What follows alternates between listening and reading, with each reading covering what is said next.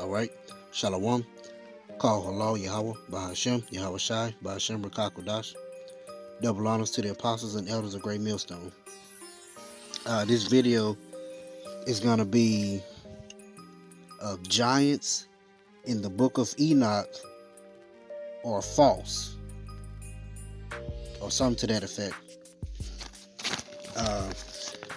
So it was on GMS Dallas live stream, and this guy, he brought up the giants and was wondering who, how did we believe in giants, and who were the giants and what were the giants in the book of Enoch, and just compelled me to do a little video on explaining what that is, because the book of Enoch is a false book. It does not line up with the scriptures. It does not line up with the Bible at all whatsoever. So just looking at the picture here on the screen, I got Yao Ming, who is 7 feet 6 inches tall, Shaquille O'Neal, who is 7 feet 1 inch tall, and Kevin Hart, a comedian, who is 5 feet 4 inches tall. Now, if you look at Kevin Hart in comparison to Shaquille O'Neal or Yao Ming, they would be considered giants in his eyes, because they were those two men, Yao Ming and Shaquille O'Neal. They are great in stature. They are greater in stature than Kevin Hart is. So I want to go through the scriptures, bring out some some precepts and different things, just kind of debunking the book of Enoch and showing its flaws in comparison to the scriptures. But also, I'm going to go into the book of Enoch in that particular chapter where it talks about the giants and their size. And we're going to do a little math on the calculation of how tall these giants were. So with that, this is the book of Enoch, chapter 7. Now, it says, "It happened after the sons of men had multiplied in those days, that daughters were born to them, elegant and beautiful." Now, the sons of men are the sons of the other nations. You have the sons of God, the sons of men, and then the sons of the wicked, which is the third part. So the sons of men are the other nations. The sons of God are the children of Israel, Yasharallah. Sons of the wicked, children of Esau. And the sons of men, children of other nations. So, verse 2. "And when the angels, the sons of heaven, behold," so the angels here are called the sons of heaven, beheld them, they became enamored of them, saying to each other, "Come, let us select for ourselves wives from the progeny of men, and let us beget children." So angels are, in this particular verse, angels have decided amongst themselves, let us beget wives. Let us select wives so that they may beget children. So they picked out themselves wives so they could have children with them. Now, first off, angels cannot have sex. Angels do not have sex. They are not as we are on the earth. So, because angels are a totally different flesh, they neither eat nor drink or are given in marriage. So, to prove that, we're gonna go to 1 Corinthians chapter 15.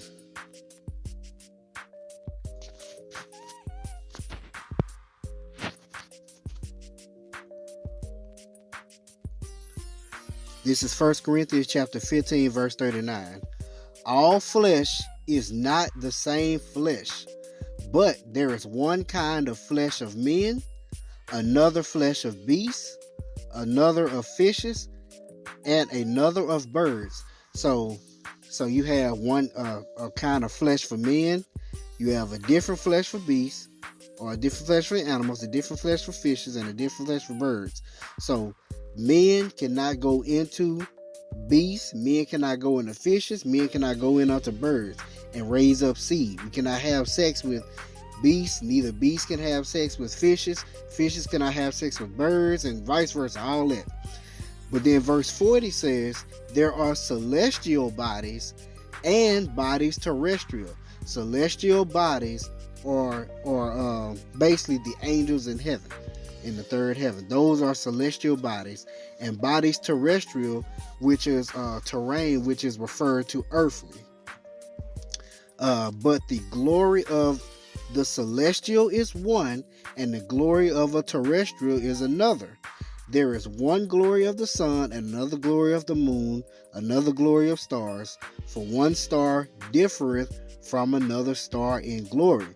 So, once again, they are not of the same flesh. Celestial bodies cannot go in unto terrestrial bodies and raise up seed or have children. Vice versa. Terrestrial bodies, earthly bodies, cannot have sex with celestial bodies or heavenly bodies or angels and bring forth children. It cannot happen.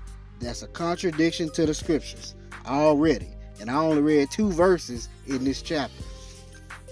So let's move on to verse 3. Let's read verse 2 again. It says, and when angels and the sons of heaven beheld them, they became enamored of them, saying to each other, come, let us select for ourselves wives from the progeny of men, and let us beget children. Then their leader, Samyaza, said to them, I fear that you may perhaps be indisposed to the performance of this enterprise, and that I alone shall suffer for so grievous a crime. But they answered him and said, we all swear and bind ourselves by mutual excretions,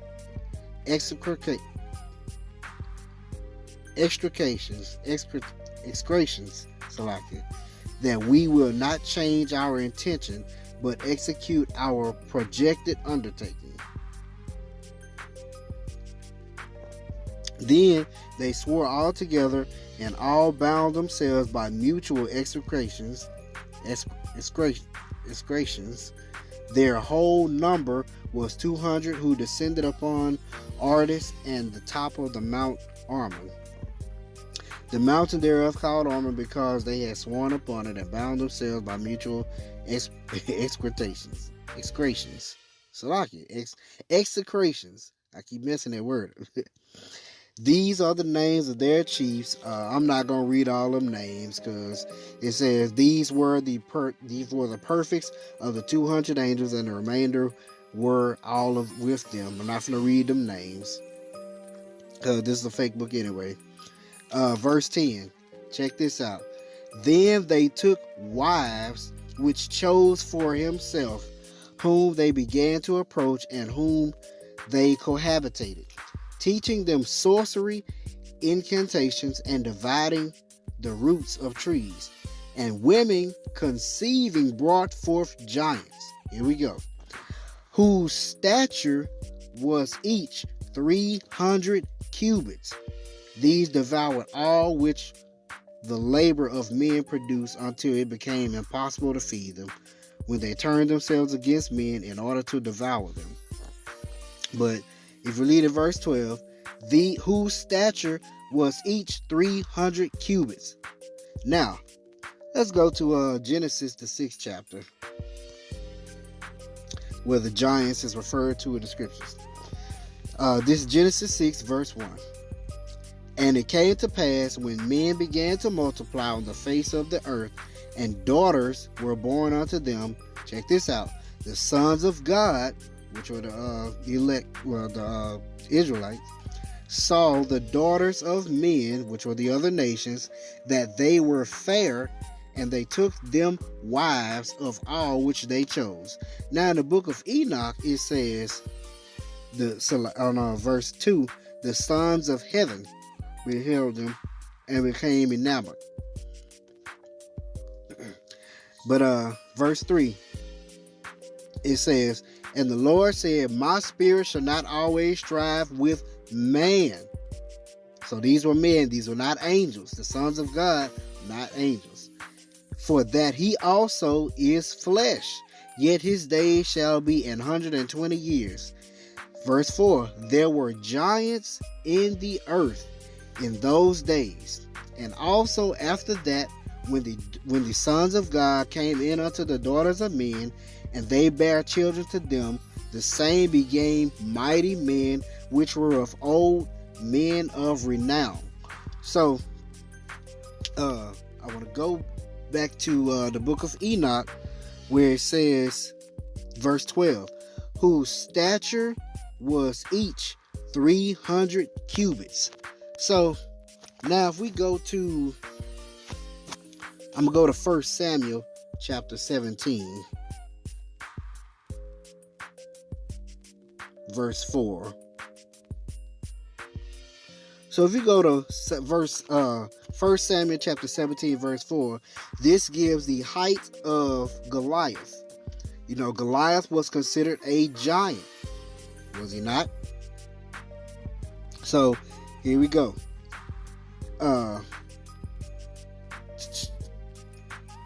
Verse 4, and there went out a champion out of the camp of the Philistines, named Goliath of Gath, whose height was 6 cubits and a span. So let's see how much a cubit is. A cubit, a measure of distance, the forearm, roughly 18 inches. So if we see that a cubit is roughly 18 inches, how much is a span? A span, a unit of measure, approximately half cubit. Okay, so if a cubit is 18 inches and half a cubit is a span, and Goliath was 6 cubits and a span, so that'll be 6 times 18 plus 9. So let's do that math.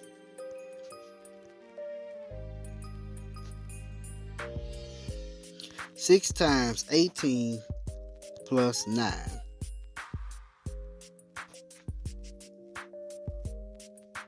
Let's see. 6 cubits, which a span is 18 inches. Yep, 6 times 18, half of 18 is 9. Okay. 6 times 18 equals that plus 9 equals 117. So if we take 117 and divide that into inches, which is 12 inches in a foot, you get 975. So if it's 12 inches in a foot, you divide it into 3, 6, 9, 12, 3 times 4. So 25, 50, 75, 100 will give you a full inch. A full foot, so 75 would be 3, 6, 9. So that will make Goliath 9 feet 9 inches tall. So Goliath was considered a giant, and he was just 9 feet 9 inches tall. Now, if we go back to the book of Enoch here, it says, verse 12, whose stature was 300 cubits. So let's see how much 300 cubits is. If a cubit is 18 feet, so it's going to be like 18 inches times 300. That's going to be 5,400 inches. Let's take that and divide that by 12 to get it in feet. So that means that the giants in the book of Enoch, verse 7, chapter 7, were 450 feet tall. That's utterly ridiculous. You see that? 450 feet tall. 18 cubits, 18 inches times 300 cubits. 450 feet tall. That is utterly ridiculous, and it's crazy. That makes absolutely no sense whatsoever. And so if you believe in that crap, that's a false ass book. Don't believe in that. That's literally fantasy and mythology. That's all that is. So I want to go to some more proof of, okay, there's giants in Genesis chapter 6, verse 4. Okay, it says there were giants in the earth. Now, that giants is Nephilim. It just says giants, Nephilim. So let's see, it's the Greek as the Hebrew number H. It's concordance number H5303. So now let's see in the scriptures where else does that occur. How many other times does that occur? So let's go to the blue letter and type it in H5303. That particular word only occurs twice in the scriptures. It occurs again in the book of Numbers. Numbers chapter 13, verse 33. So let's go there. This is Numbers chapter 13, verse 33. It says, and there we saw the giants, the sons of Enoch, which come of the giants, and we were in our own sight as grasshoppers, and so we were in their sight. Now, if you look at this picture of Kevin Hart and Shaquille O'Neal and Yao Ming, he would consider himself to be as a grasshopper because these two men that he's standing next to were great in stature, were greater in stature or height or build than he is. You see what I'm saying? That's all it is. That's all the giants were in that scripture. They were not 450 feet tall men walking on the earth. That's not even logical. That's not even scriptural. That's not backed by anything but fairy tale, folklore, and mythology. Okay? So I also want to go back into let's see, go back to this book of Enoch again. If we go back to let's see, here it is, verse 2. And the angels and the sons of heaven beheld them, and they became enamored with them, saying to each other, come, let us select for ourselves wives from the progeny of men, and let us beget children.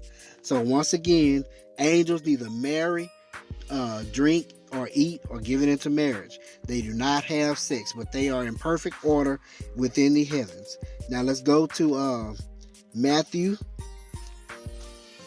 Let's see. Matthew, the 22nd chapter. What verse that is? Here it is. Matthew 22, verse 30. Says, for in this, Yahushua speaking, for in the resurrection, they neither marry nor are given in marriage, but are as the angels of God in heaven. Now, of course, we know that marriage is really sex. That's what marriage is. When you consummate the marriage, that's when you're officially married. But that's a whole nother topic there. Let's go to Mark 12 and 30. Is it 30? Let's see. No, it's not 30. It's 25. That's what it is. Mark 12 and 25. For when they shall rise from the dead, they neither marry nor are given in marriage, but are as the angels which are in heaven. So, it says, but as the angels which are in heaven. So it's telling you that the angels which are in heaven, they don't marry, nor are they given in marriage. They're not the same flesh as we are of this earthly flesh. I also want to get Hebrews chapter 2. Let's see, verse 16. This is them speaking of Yahushua. It says, for verily he took not on him the nature of angels. What is the nature of angels? to be in perfect order in heaven, and in the heavens with the Most High, and to neither eat nor drink nor give in marriage, because they're of a different flesh. They're not of this terrestrial flesh or this terrestrial body. They don't have to eat. They don't have to drink. They don't have to have sex for pleasure or to bring forth children or anything like that to survive. But he took on him the seed of Abraham. So he came in the flesh through the bloodline, through the sperm line of Abraham. But angels do not come through a bloodline, a sperm line. Matter of fact, let's see what that Greek word is there for seed. It says sperma, which is where the word sperm comes from.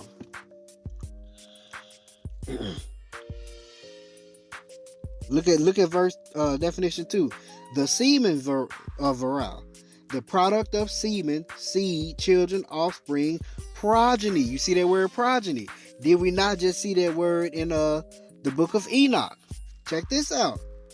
And when the angels, in verse 2, when the angels and the sons of heaven beheld them, they became enamored of them, saying to each other, come, let us select for ourselves wives from the progeny, or basically progenitor, or seed line, or sperma of men, and let us beget children. So it's telling you that angels came of the seed sperm line of men, but that's not what the scripture says. Scripture says the angels are not as them. You know what I'm saying? So let's go back to, I gotta read this again. You can't get this enough. You gotta beat this. Sometimes, with Jake, you gotta read it more than once. You gotta go into it a second time. Let's see. This is 1 Corinthians chapter 15, starting at verse 39 again. All flesh is not the same flesh, but there is one kind of flesh of men, another flesh of beasts, another of fishes, and another of birds. There is also celestial bodies and bodies terrestrial. So once again, celestial bodies are the heavenly bodies, or the glory bodies, or the bodies that the angels have, and terrestrial bodies are the bodies of this earth, or carnal, terrestrial, terrain, earthly. But the glory of the celestial is one, and the glory of the terrestrial is another. Once again, angels cannot go in unto men or women or terrestrial, so and vice versa. Men cannot go in unto angels and have sex and bring forth children, anything like that. Let alone bring forth 450 feet tall children. Like, come on, man. Come on, man. Like, I'll hit you with that that Shannon Sharp when Jamie Foxx in the person. Come on now. Can't be doing that, man. It gotta line up. It has to line up. The scriptures have to line up. They don't contradict. And the book of Enoch is full of contradictions to the scriptures. That book is false. Angels did not get cast down from heaven. Angels did not have sex with women on the earth. They did not bring forth children. They did not bring forth 400 giants, are not 450 feet tall. Okay? The book of Enoch, false. Throw that shit in the trash. Stop bringing up the book of Enoch. That shit is false. Alright? So with that, hope you're edified. Throw that book of Enoch in the trash. Burn that shit. That's not real. Ain't got nothing to do with the scriptures. So with that, shalom.